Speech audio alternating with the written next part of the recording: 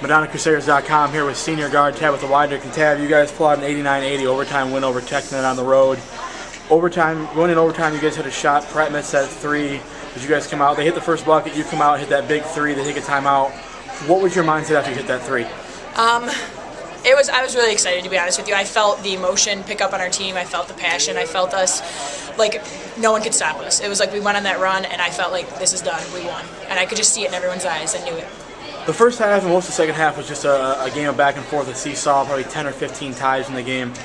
Were you guys down a little bit going with the ties, or what was the mindset of the team coming out of halftime and then in the second half?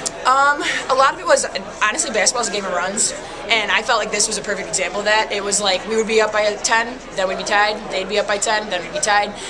It was just a really, really intense game. Going into halftime, we knew that the way we were going to come out and win was going to be defensively, and that's what we stepped up with in the second half, and especially during overtime. MadonnaCrusaders.com here with head women's basketball coach Carl Graves after the Crusaders 89-80 upset over Indiana Tech in the WHAC quarterfinals tonight. And Coach, you had that shot at the end of regulation, Pratt's three rims out. What did you say to the team going into overtime? You know what? I told them that in the overtime period, the team that really wanted to win the basketball game would win, and all they had to do was play harder. And so that's what we're really focused on. They have some phenomenal athletes, some scorers. Brittany Jones can just score the ball, and Coleman's the same way. So we had our work cut out for us. We just had to outwork them defensively, and the girls stepped up. That was an all-around team effort. We've been waiting for that all year, so it was exciting to get it. You guys tie the game, then Wydryck hits that big three, they take a timeout. What was going through your mind after Tab hit that big three? I'm going to miss her a lot when she leaves here after this year. So Tab's been so special to this program and to this team.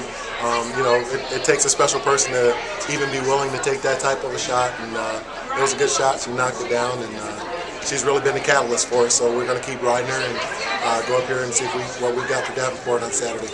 You guys outscored 14-5 in the extra period.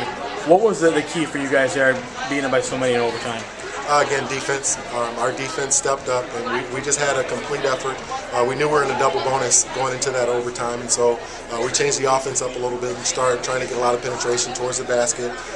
They were a little reluctant to foul early in the overtime period, so we got some layups.